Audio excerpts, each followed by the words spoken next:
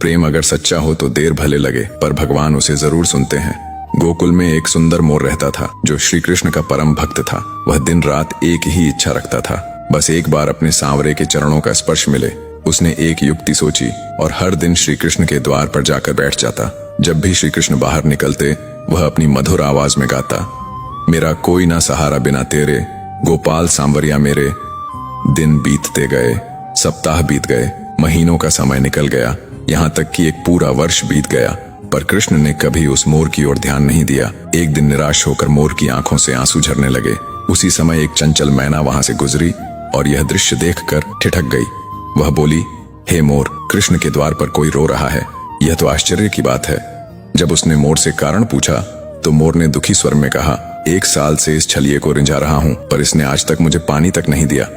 मैना मुस्कुराई और बोली, मैं बरसाने से आई हूँ, चल मेरे साथ, राधे रानी दयालु हैं, वे तुझ पर अवश्य कृपा करेंगी। मोर ने उसकी बात मान ली और दोनों उड़ चले बरसाने की ओर। वहां पहुंचकर मैना ने गाना शुरू किया, राधे राधे बरसाने वाली राधे। पर मोर तो वही पुराना भजन गा रहा था, मेरा कोई न सहारा बिना तेरे, गोपाल सांवरिया मेरे। राधा रानी ने जब यह सुना तो स्वयं बाहर आई, मोर को गले लगाया और पूछा, कहां से आया रे तू? मोर ने भावुक होकर कहा, राधे माँ, आज विश्वास हो गया कि आप सचमुच करुणामयी हैं। मैं तो 1 वर्ष से आपके कृष्ण के द्वार पर गा रहा था, पर उन्होंने कभी मेरी सुध नहीं ली। ये सुनकर राधा मुस्कुराई और बोली, मेरा कान्हा ऐसे नहीं है, तू एक बार फिर जा, पर इस बार मेरे नाम का जाप कर। मोर ने सिर झुकाया और लौट आया। अब वह द्वार पर बैठकर गाने लगा, जय राधे राधे, जय राधे राधे। तभी कृष्ण जी भीतर से दौड़ते हुए आए, मोर को गले लगाया और बोले, कहाँ था तू रे मोर? मोर मुस्कुराया और बोला, वाह रे छलिए, तेरे नाम से पुकारा तो नहीं सुना, पर राधे का नाम लिया तो दौड़ पड़ा।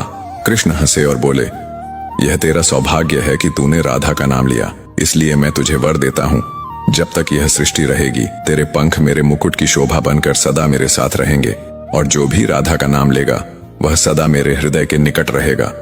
प्रेम से बोलो राधे राधे।